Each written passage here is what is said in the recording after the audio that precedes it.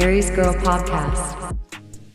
Welcome to the Aries Girl Podcast. All commentary provided in this video is alleged, in my opinion, and for entertainment purposes only, under the guidance of the Fair Use Act of 1976. Well, now that we have that disclaimer out of the way, let's get into the show. Hello Zodiacs. Episode number 2 of Family Empire Houston delivered what it needed to deliver with an added sprinkle of Carlos King misogyny. Let's talk about it. In the first scene of the show, we are taken to Nicole's house at 4 a.m. where we see how she starts her morning routine. Today, she is having her home hair appointment, and her hairstylist mentions how the early appointments are a little rough for her. In her confessional, Nicole explains that her life is crazy and that from 8 a.m. to 8 p.m., things are hectic, so 4 a.m. is her time to do what she needs in order for her day to go smoothly. Back in scene, Nicole tells her hairstylist Kendra, who is also a family friend of her husband Larry, that she didn't sleep with a hair bonnet or scarf the night before. Kendra responds by saying that it was okay and that Nicole still looked great. Kendra even jokes by telling her that it's like Beyoncé says, "I woke up like this." How fitting, since the Queen Bee is also from Houston. Back in her confessional, Nicole says that Kendra is her hairstylist and that she is also a really good family friend. She thinks that her family does a great job at working together, but on the flip side, they get comfortable. As Kendra does Nicole's hair, she asks what time Larry will arrive home, and Nicole explains that he is normally home by 5 a.m., but lately, he's been making it home around 5:45 to 6 o'clock. Kendra speculates that it is because Larry's job is not letting them go as early because they may have a heavier workload, and she asks Nicole if she has any plans for the weekend. Nicole then tells Kendra that her plan is to make it to the weekend. As Kendra continues to style Nicole's hair, she comments that the beach waves that she was curling into Nicole's hair were waving her. We then jump back into Nicole's confessional, where she states that Kendra can be a little extra in the mornings. Yes, Nicole, we can tell that about Kendra. Back in scene, Kendra jokes with Nicole that she could perhaps fix her some breakfast next time because she struggles in the morning. And, back in Nicole's confessional, she says that when she wakes up in the morning, she's trying to just get in a good mind space and get prepared for her day. So, back in scene, she tells Kendra that it's a no on the breakfast. And then, we go back to Nicole's confessional where she says that real estate in Houston is a male-dominated industry, and it takes organization and a lot of discipline for a woman in the field. Kendra lets herself out, and Nicole then has a video conference with her assistant Shanae, where they go over all the things that need to take place that day. In yet another confessional, Nicole says that after showing Solange the house, she met with the listing agent and presented an offer of $1.3 million and $100,000 cash for the furniture. Now, it goes without saying that the listing agent was not at all pleased with that offer. She also mentions how she loves Shanae because she's just like her, and it is a breath of fresh air that Shanae is not a member of her family because boundaries don't get crossed. Back in scene, Nicole's husband Larry arrives home in a huge Texas-sized truck. I'm not sure why production felt the need to put a time stamp of 6:22 a.m. on the screen, but I'm sure we'll find out later. When Larry walks inside, he finds that Nicole is having her video conference, and Nicole tells him that she will wrap up her call, so Larry decides to wait for Nicole in the kitchen. Back in yet another confessional, Nicole says that most of the time when she is getting up for the day, Larry is just getting home, and when she gets home, Larry is already gone to work. Nicole asks Larry how his night went, and he tells her that it was long. He explains that he only has 2 more weeks of this night schedule, and he will then go back to his regular schedule. Nicole is thankful for this because it means that they can have Larry back home. She apologizes for not making breakfast, but explains that it was because Kendra was there doing her hair, and he wonders how she gets her hair done at 4 in the morning. When she explains that it's the only time she has to get her hair done, he tells her that it's good because it is before their daughter Layden gets up. Because apparently when Layden gets up, it's all about her. I'm wondering if Layden gets this from her mom. In their joint confessional, Nicole says that in her opinion, marriage is work and that it's very trying. She thinks their biggest issue in their marriage was communication, and with the way that their schedules work, it took a toll on them because they would go days without talking. Larry says that they started to bicker and go to bed mad. Nicole then admits that it caused tension in their marriage. Then, production goes back to that flashback of Nicole telling her husband about the grudges about the issues in the past that they had, and how she's a good catch and how Larry thinks that he's too old to start over. In a completely different joint confessional, Nicole continues to say that there are things that they had to overcome as a couple. Larry then mentions that they are a work in progress, which makes Nicole side-eye him. But she then says, "Okay, we're a work in progress." Back in scene, Larry asks Nicole how her day was, and she says that her night was short and tells him about the crawfish boil debacle at Quita's house. She explained how she arrived last and how Keisha wants to have a closer relationship with her and how sisters Quita and Jermisha didn't have a wall between them. She reminds her husband of how sensitive the topic is of her and her sister Lakeisha. She didn't appreciate the joke that her cousin Quita made about it since they all grew up together. In the 100th confessional of this scene, Nicole mentions that Larry is her confidant, so finding these moments where they can be alone has been tough. Back in scene, Larry asks her what the solution is, and she says that she needs to talk to Keisha one-on-one without anyone else or distractions. Nicole tells her husband that she appreciates it because sometimes she feels like he's the only person that she can talk to. That ends the scene, and despite all of the back and forth between confessionals, Nicole slayed each one, and was serving the girls in every outfit and hairstyle. Yes ma'am Nicole, yes ma'am. In the second scene, Jermisha pulls up at the enchanted courtyard to meet up with her mom, Jackie, and her grandmother, Miss Oscarine. When she walks in, she finds her grandmother and mom setting up the event space for the weekend. Jermisha begins to help them set up and her mom asks her how the kids are doing, to which Jermisha says fine. She then thanks her mom for helping her out with her grandkids and her daughter. Jackie mentions that she wouldn't have been able to have her career at the post office if it wasn't for her mom, Miss Oscarine. Jermisha then tells her grandmother that she is so proud of what she and her grandfather accomplished in real estate, and Jackie mentioned that Miss Oscarine used to remove for sale signs on properties that she wanted to purchase so that no one else could inquire about the property, and they all laughed about it. Miss Oscarine said that she would just outbid people. In her confessional, Jermisha states that she needs a little Oscarine in her because Granny has the hustle mentality, and that's what you need to be successful in business. Back in scene, she tells her mother and grandmother that she went to see the vacant lot with her Aunt Nikki and sister Quita. She remarked that she didn't know how deep the lot was. Jackie tells her daughter that Miss Oscarine always says that she has to sell stuff and give it to her 5 kids, and they can then give it to their kids. This prompts Jermisha to ask her grandmother if she really wants to give the property to her 5 children that badly, and Miss Oscarine said yes.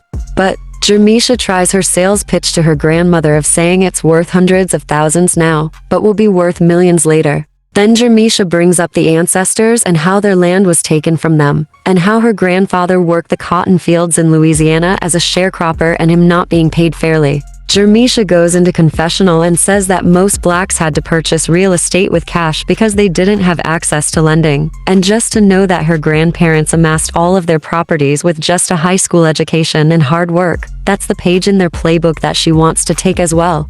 Back in scene, she tells her grandmother that she wants to take their legacy to the next level because she wouldn't feel right if she didn't put the same work ethic in that her grandparents did with their $1 million portfolio. It's how wealth is built through real estate. Then, her grandmother mentions that she might just hold on to the land, which sounds like music to Jermisha's ears. She goes back into confessional to say that it wasn't a no, and it wasn't a yes, but she could work with that, and she's going to make it happen. Back in scene, Granny stresses to Jermisha that she is selling the land and not giving the land away, and Jermisha asks for a family discount on the price. Jackie tells Jermisha that her mom is strictly business. And that ends the scene. Here's a thought. If the grandchildren, also known as the G2s, want the land that badly, they should just go ahead and purchase it from their grandmother.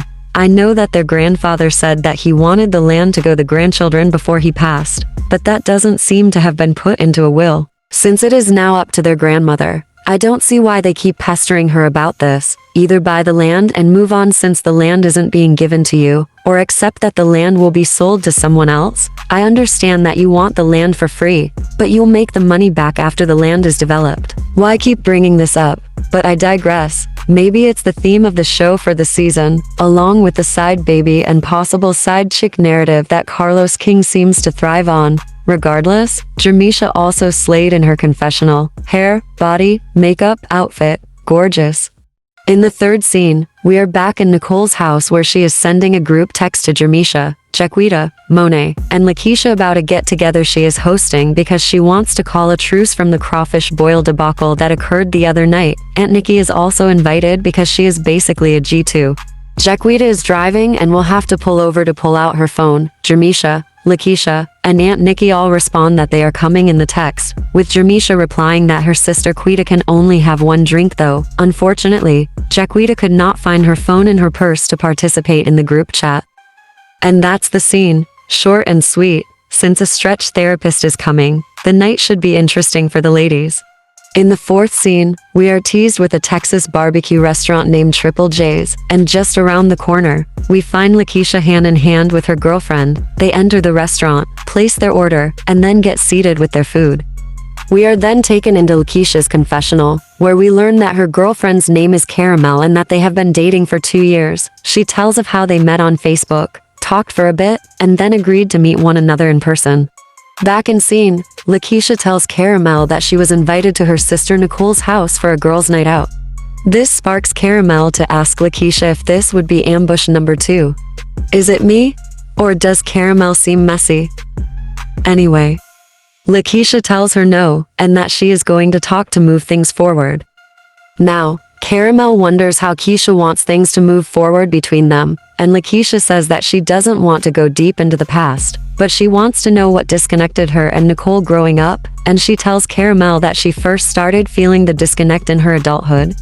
From this conversation, we learn that Lakeisha didn't even meet her sisters until she was 7 or 8 years old, and they were actually closer when she was younger. Zodiacs. Doesn't this sound like a secret side baby? Just the type of mess that keeps Carlos King giddy with excitement. Anyway, let's move on.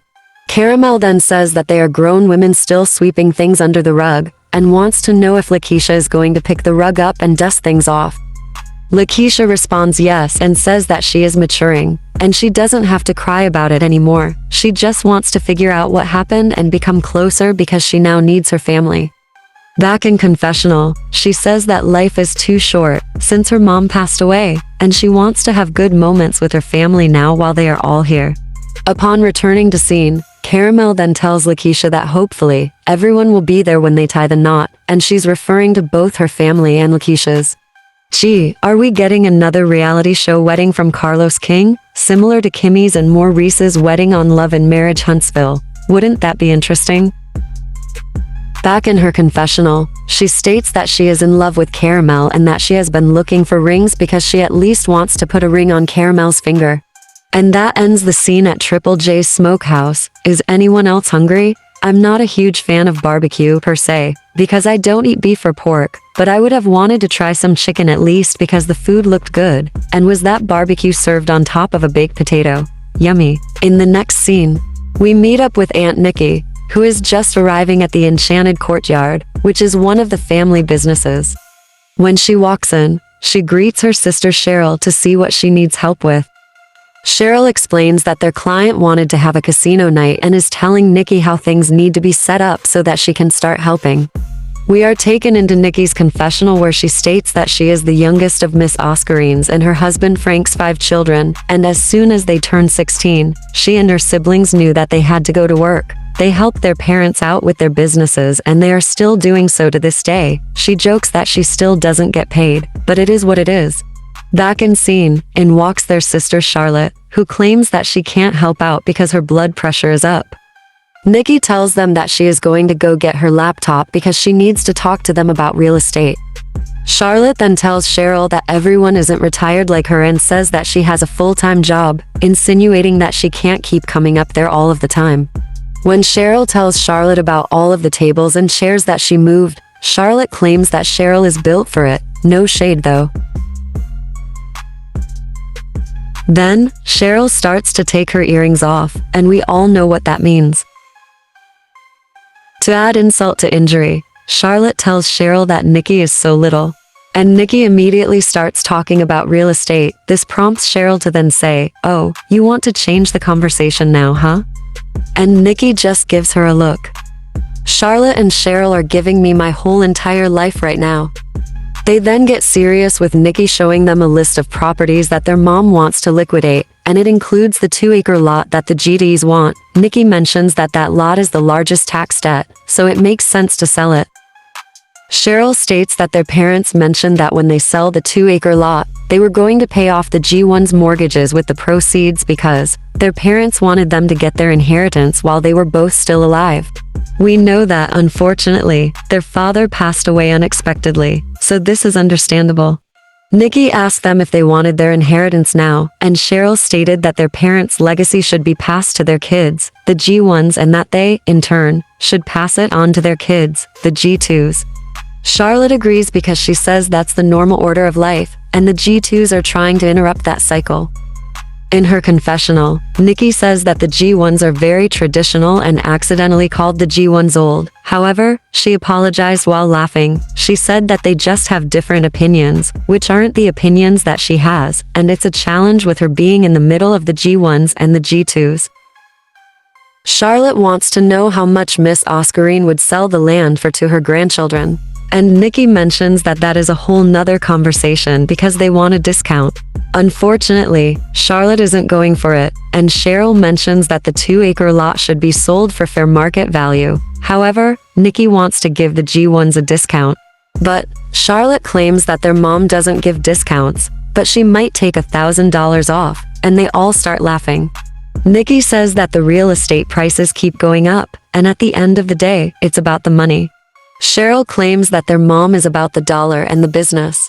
Here's where this scene ends. I just could not stop laughing during this scene. Cheryl is hilarious, and she reminds me of Kim Whitley. Charlotte is also pretty funny as well, and I enjoyed the banter that she had back and forth with her sisters. In the 6th scene, we are back at Nicole's house, where we find her heading downstairs to call her cousin Jaquita on the phone. She thanks Jaquita for the cookies that she sent over as an apology gesture, and admits that she threw them away as Jaquita had expected, but she did eat one first. Nicole mentions that her sister Lakeisha is on her way over so that they can have a conversation, and Jaquita tells her that she's glad that the two of them are getting together without everyone else, and she told her that that's what they need.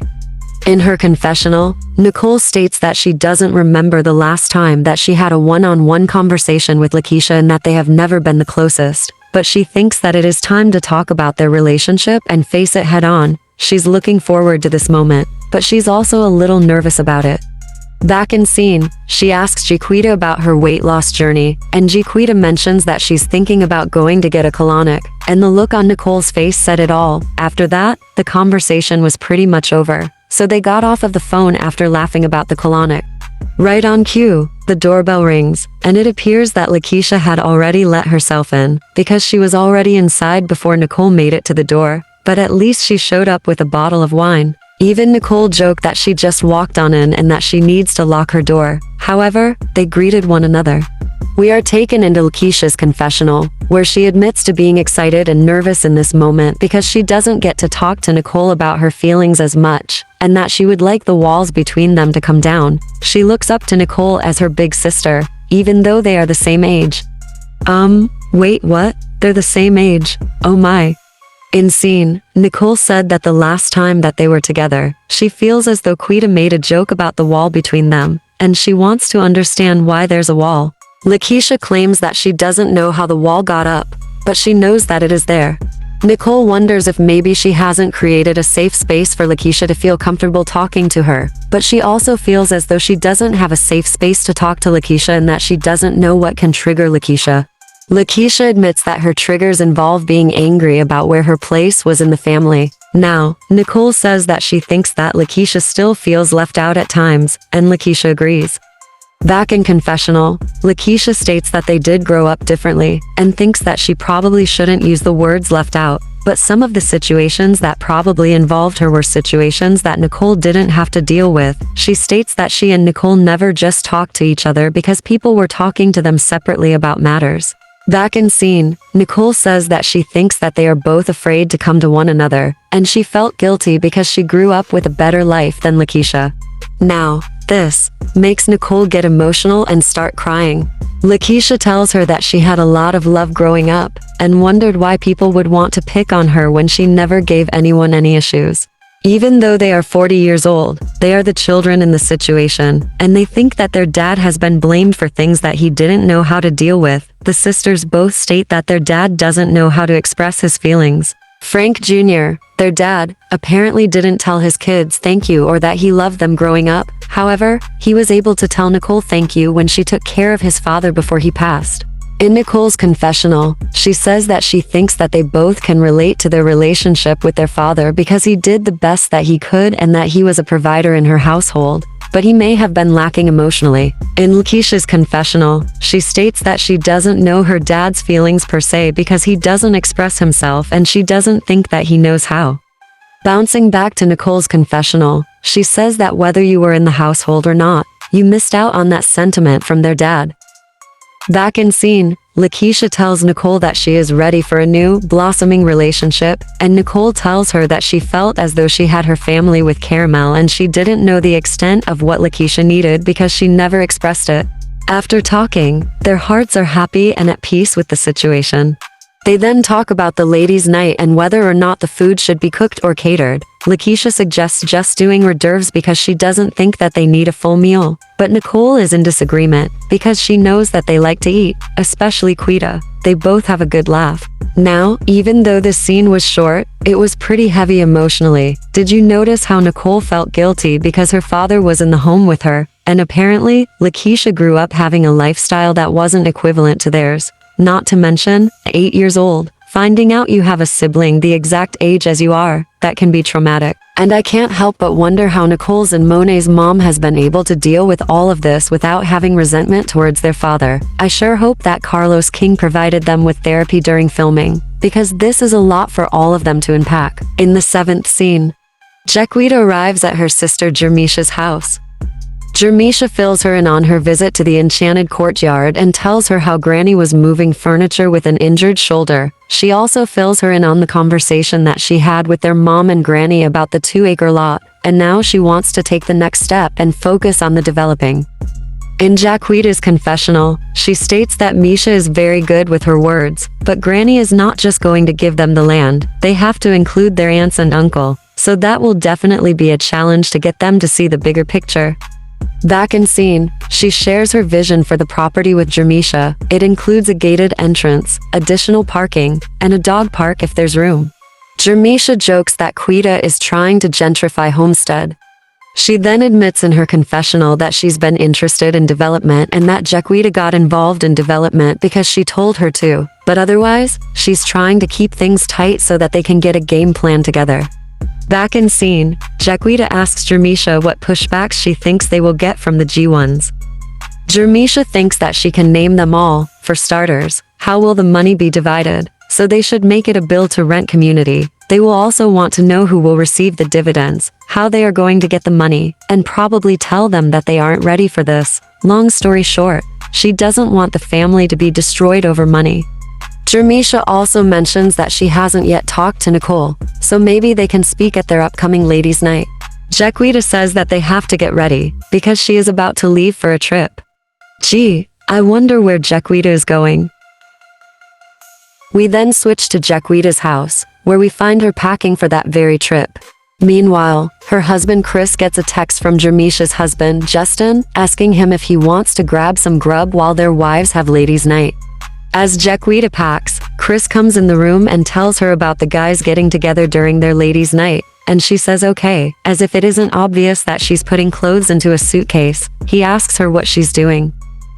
She shows him a dress that she's packing for their all-white night, and he mentions that the dress is a little short, and that she doesn't wear stuff like that on their date nights.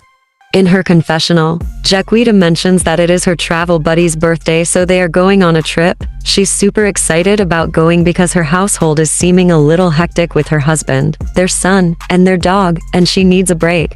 In scene, Chris asks her to guess who booked a session with him for headshots, and we find out that it is one of his very first realtor clients named Melanie, who Jaquita likes, well, loves actually. Chris then mentions to his wife that the Braden Real Estate Group still hasn't given him a contract. In his confessional, Chris says that he feels as though it's messed up that Nicole and Jermisha haven't reached out to him as they spoke of in the last episode, because he's a valued asset to their business, but he obviously gets pushed to the back end. Back in scene, Chris tells his wife that they need to commit to something. If the Braden team isn't doing what they need to do, then he needs to focus on his own team. Back in his confessional, he says that when people don't appreciate your talent, you take your talent where it is appreciated. Jaquita shifts the conversation back in scene and asks Chris if he is jealous about her going on the trip, but Chris says that she does a lot, and she needs to go on vacation, while she jokingly tells him over and over that he's jealous.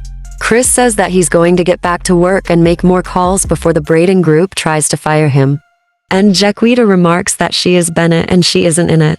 That's it for this scene. Obviously, it is tough for Jaquita to be caught in the middle between her sister and cousin on one side and her husband on the other side. I don't envy that in any way, shape, or form. Perhaps Chris should focus on growing his company independently. In the final scene of this episode, we again find ourselves at Nicole's house, where her husband Larry is in a deep slumber. After she screams his name to awaken him, we are taken into their joint confessional where Nicole states that what she needs to work on is recognizing when the other person is exhausted, and Larry mentions that Nicole should say that again because she thinks that he is a machine. And unsurprisingly, Nicole admits that she does think her husband is a machine. Upon returning to scene, Larry is up and dressed, and Nicole says to him that he must have been tired because he slept for a long time that day. Duh, Nicole. I doubt that he was sleeping that hard for sport. She reminds him that all of the girls are coming over, and it is the first time that Keisha is coming over since their talk. Larry says to her that he thought their talk went well, and she tells him that she feels as though the wall between them is going down after their discussion. Larry mentions to Nicole that they should just relax and have drinks for the night. And of course, it is brought up that Quita can't have too much to drink, and Larry says that Quita will end up telling everything. Well, that's good to know, Larry. Nicole asks her husband what he will end up talking about with Chris and Justin, aka Red, because they don't really hang out that much. Larry just tells her that he is pretty sure that something will arise, and she asks if the guys are going to talk about them. So he mentions that they will talk about being married to the sister cousins, which is just how the ladies talk about them. In her confessional, Nicole says how she loves moments with her sister cousins, and she's excited for the stretch therapists because she always only hears about massage therapists. Back in scene, Monet enters and greets her sister. Then, the doorbell rings and Nicole asks Monet to get the door for her because she needs to get changed. When Monet opens the door, surprise, it's the stretch therapist, and she instantly takes a liking to the male therapist. She even flirts by telling him that she heard stretching was good before sex. Oh boy, Monet, this is not a good look, sis. Nicole goes into confessional and says that Monet is the last single female of the G2s. In scene, the male stretch therapist asks Monet if she stretches on her own, and Monet tells him that she doesn't stretch as much as she should, but she was interested in learning some new moves. This gives the female stretch therapist secondhand embarrassment, probably a little more embarrassment after Monet asked the man if he was married, and he answered in the affirmative. Please stop, Monet. Geez, please stop. Back in her confessional, Nicole states that she is on a mission to find Monet a good man. Returning back to scene, Jermisha walks in and is offered a drink. And once again, poor Quita is brought up and how they won't be giving her too much to drink because of her track record. Please leave Quita and her inability to handle her liquor alone. Then, Lakeisha makes it, and next Quita comes in. We again go to Nicole's confessional, where she says they see each other all day long for business, but they need to have fun. The ladies change clothes and then start to get stretched out. Jermisha is particularly enjoying things by the sounds she's making. Quita notices that Monet is acting as if she's getting a massage, but Jermisha sounds like she's in labor. Finally, Aunt Nikki arrives and asks what the hell is going on, probably due to all of the groaning. We then switch up to the guys' night out. Larry pulls up in his big Texas-sized truck and finds Chris inside waiting on him. Then, Justin arrives and greets them. Chris says to Larry that he was surprised that he was off work, and Larry admits that his schedule has been crazy. Chris then asks Justin how work was going, and he tells him about his recent closing on a property. This prompts Chris to ask him if he was going to start his own broker team, and he says that he and his wife Jermisha had actually talked about it. And here comes that sprinkle of misogyny I spoke of at the beginning of this video. Chris says that the Braden women do make power moves, and Larry chimes in by saying that it is a woman-driven family from Miss Oscarine down because Miss Oscarine ran the show, and it trickled down. Back with the ladies, the two stretch therapists appear to have already packed up and left. Aunt Nikki gives everyone an update on the 2-acre property, and she tells them that the G1s feel as though Granny doesn't want to sell that land to them, so things are being put on pause. In Aunt Nikki's confessional, she states that it is fair to say that she is a G1.5 because she is in the middle. She understands both sides, but she just wants to do what's best for the family. In scene, Jermisha tells everyone that that is what the G1s think because it differs from the conversation that she had with Granny and her mom Jackie. According to that conversation, Granny was going to hold off on selling the land to outside parties and let them put together a plan to present to her. In Nicole's confessional, she says that each one of them has their own special relationship with Granny, so she isn't concerned with Jermisha's conversation with Granny, because Granny is the CEO, and that stands for Chief Executive Oscarine, and that Granny's gonna do what Granny's gonna do. In scene, Aunt Nikki tries to explain to them how the G1s should get the inheritance first and then pass it on to the G2s. Granny is prone to listen to Jermisha's mom, Jackie, and Charlotte, and Cheryl when it comes to the final decision. So, Jermisha has some work to do. They have to come hard, correct, and solid. Jermisha mentioned to Aunt Nikki that they all had children, so they have another generation to create legacies for. Noticeably, Miss Monet was conveniently off of the couch when Jermisha said that. Jermisha then plugs the brunch with the broker events that their company has to showcase what being a broker is and how to become one. She then lets them know that she would like for them to attend that event, and look, Monet is magically back on the couch. Aunt Nikki asks Keisha if she would be interested in coming to an event like that, and Keisha says that she would like to attend the home buying seminar. Jaquita then asks Lakeisha if she and Caramel are considering buying a home and if marriage is in their future. Keisha responds by telling them that it will be the next step, not now, but maybe later, and that it's part of her vision. And Jaquita tells Lakeisha to keep their money separate. Amen to that, Quita, amen to that. I was saying it right along with everyone else. Monet asks the ladies if any of them share their bank accounts, and if it is because the husbands aren't financially responsible. Jermisha answers her by asking how she was doing and saying I don't understand, in Espanol. In her confessional, Jermisha says that the Braden women are great with finances and they should keep it that way. In Nicole's confessional, she says, is it great to have a man? Absolutely, but never rely on a man. In Jaquita's confessional, she says, your money is your money, and never let them know how much you got saved. Back with the guys, Justin asks Chris what was up with his contract, and Chris says that everything is blurred, and that he has an issue with Nicole. Allegedly, Nicole drops everything for her clients, but she doesn't do the same for Chris as an employee. It's why he always has to go to Jermisha, who is easygoing according to Larry. And Larry doesn't think that his wife Nicole is a good people person. In his confessional, Chris says that Larry is a good time, and he doesn't even realize how funny he is. Larry tells Chris that if he doesn't set boundaries, things will fly off. Chris takes that opportunity to tell Larry that Nicole will call him at 4 or 5 in the morning sometimes. But Justin tells Chris that he doesn't answer his phone, and tells about how Chris didn't answer him when he tried to set up an appointment for photos. Apparently, Chris didn't call or text Justin back when they were supposed to meet up on a Saturday a couple of weeks ago. Chris tries to say that he deals with a lot of people, but it seems as though he forgot that Justin does as well, and Justin brings up how Chris sometimes fusses at Jermisha and Nicole about their time. Meanwhile, Larry is just laughing at both of them going back and forth with one another. In his confessional, Larry says that even though he does work a crazy schedule, he'd work anywhere as opposed to working with the Bradens. Back with the ladies, Lakeisha asks Quita what Chris has been up to since the photo shoot, and Quita mentions that Chris has been working with other clients. Aunt Nikki just has to ask if Chris is still working with the Braden Real Estate Group, and Quita says that she guesses so.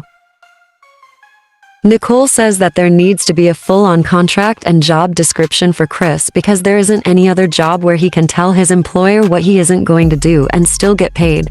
Quita jokes and says that it is because Chris is bossy, but she mentions that she isn't going back home and telling Chris about any of their conversation because it will be World War III. Nicole reminds Quita that they are her family, and Chris may not always be her husband. She clarifies by saying that Quita is tied to them no matter what, but she isn't tied to Chris no matter what. In her confessional, Jaquita says that she feels as though her family takes jabs at Chris sometimes, and it does seem like an insult at times, but if you think about it, it's really the truth. They are family regardless. They may not speak to each other for a while, but at the end of the day, they are still family, and with a spouse, well, you can have a new spouse next year. They're replaceable. Aunt Nikki tells Quita that they will stomp Chris any day when it comes to her. That's how they roll apparently. We are taken back to the guys, who are in the process of toasting to surviving the Bradens, in general, the Braden women, while laughing. Yeah, misogyny at its finest. Fellas, you might want to watch that, because Aunt Nikki might stomp you out. That's it, on the episode, and after everything that Aunt Nikki said, I'm starting to side-eye Chris more than usual. At first, I was on my Erykah Badu. I was just trying to keep in mind that Chris is an artist and that he was sensitive about his ish, but now, Chris is giving me severe lazy vibes. Hell, he might actually need to call Tyrone like Erykah suggested. Anyway, that's it on the review. Please make sure that you hit the like button on the video and subscribe to the channel so that you never miss an episode of the Aries Girl podcast. And I will see you on the next video. Until then, take care.